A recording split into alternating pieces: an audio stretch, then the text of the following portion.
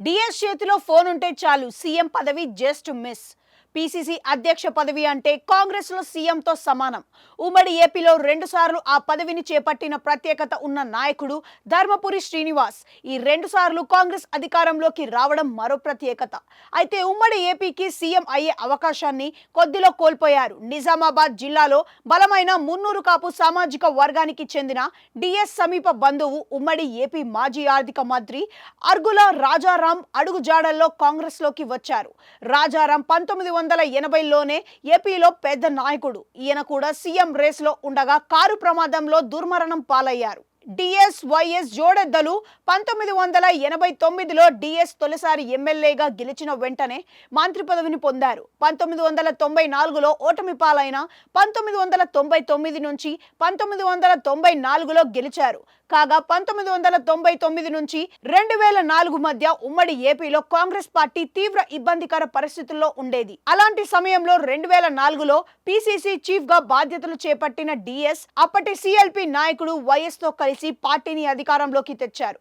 ప్రభుత్వం ఏర్పడ్డాక ఉన్నత విద్యాశాఖ మంత్రిగా, ఇంటర్మీడియట్ విద్యాశాఖ మంత్రిగా పనిచేశారు. ఫీజు రియంబర్స్మెంట్ ఈయన ఆలోచనే. ఎందరో పేదింటి పిల్లలు ఉన్నత విద్య చదివేందుకు ఉమ్మడి ఏపీలో తీసుకొచ్చిన ఫీజు రియంబర్స్మెంట్ పథకం ఉన్నత విద్యాశాఖ మంత్రిగా డిఎస్ ఆలోచనే అని చెబుతారు. దీనిని అప్పటి సీఎం వైఎస్ సమర్థంగా అమలు చేయడంతో కాంగ్రెస్ ప్రభుత్వానికి చాలా మంచి పేరు వచ్చింది. ఇక 2008లో డిఎస్ ను కాంగ్రెస్ అధిష్టానం మరోసారి పీసీసీ చీఫ్ గా నియమించింది.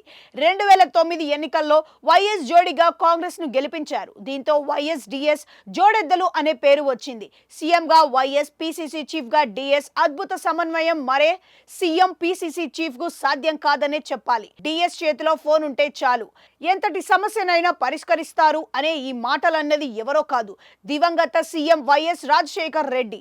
తనకు సరిజోడిగా రాజకీయాల్లో ఉన్న డిఎస్ ను వైఎస్ ఆ విధంగా గౌరవించేవారు. కాగా 2009 ఎన్నికల్లో ఓటమి డిఎస్ ను సీఎం అయ్యే ఛాన్స్ కోల్పోయేలా చేసింది. వివాదాస్పద వ్యాఖ్యలతో నిజామాబాద్ లో 2009లో డిఎస్ ఓటమికి వివాదాస్పద వ్యాఖ్యలు కారణమయ్యాయి. ముస్లింల జోలికొస్తే చెయ్యి నరికేస్తానంటూ ఆయన చేసిన వ్యాఖ్యలు చేటు చేశాయని చెబుతారు. దీంతో 2009 సెప్టెంబర్ 2న వైఎస్ ఆకస్మిక మరణంతో సీఎం అయ్యే అవకాశాన్ని కోల్పోయారు.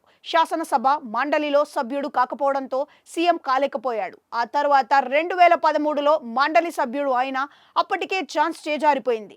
తెలంగాణ రాష్ట్రం ఏర్పాటు ప్రయత్నాలు కూడా మొదలయ్యాయి. 2015లో తాను ఎంతగానో ఇష్టపడే కాంగ్రెస్ పార్టీని వీడిన డిఎస్ బీఆర్ఎస్ లో చేరారు. ఎంపీగా సలహాదారుగా వ్యవహరించారు.